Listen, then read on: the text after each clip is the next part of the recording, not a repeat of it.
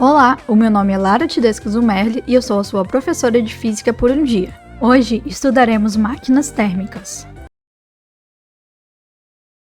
Conhecido como enunciado de Kelvin Planck, a segunda lei da termodinâmica pode ser escrita como: é impossível uma máquina térmica, operando em ciclos, retirar calor de uma fonte e transformá-lo integralmente em trabalho.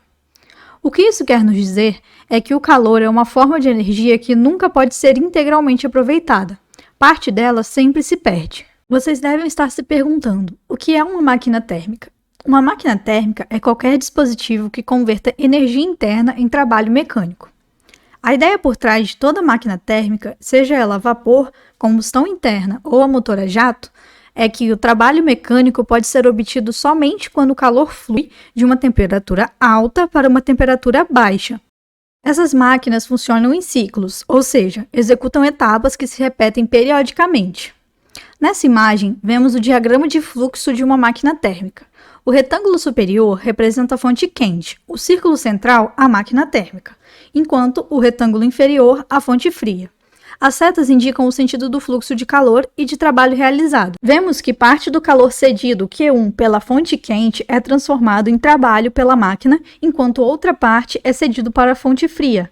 Por meio desse diagrama, vemos ainda que a máquina térmica só transforma em trabalho parte do calor que recebe da fonte quente.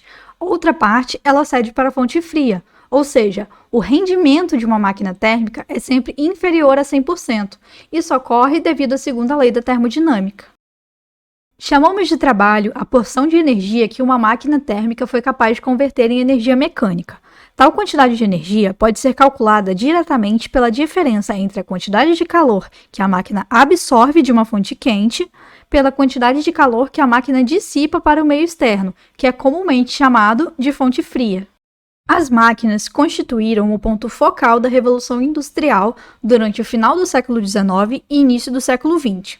Sem esperanças de construir máquinas do tipo moto perpétuo, ou seja, máquinas que reutilizam indefinidamente a energia gerada pelo seu próprio movimento, os cientistas concentraram-se em aumentar o rendimento das máquinas reais e de seus motores.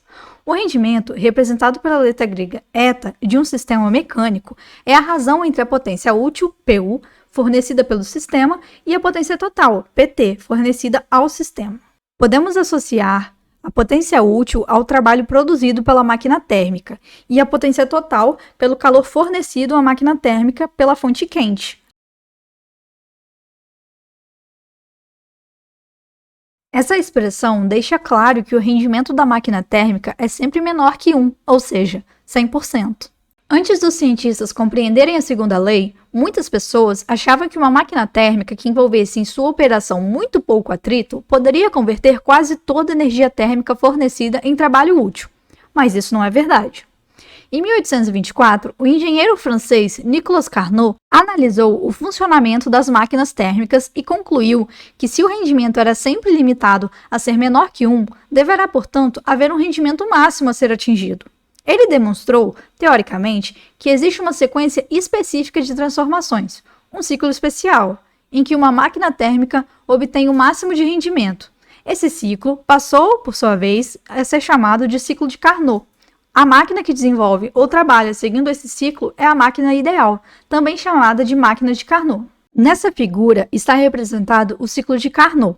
Observamos de A para B uma transformação isotérmica reversível, onde o gás retira calor da fonte quente. De B para C, observamos uma transformação adiabática, onde o gás não troca calor.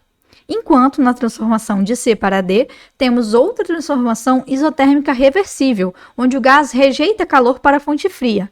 Já de D para A, existe uma transformação adiabática, onde o gás não troca calor. Observe aqui que trata-se de uma máquina que não existe na prática.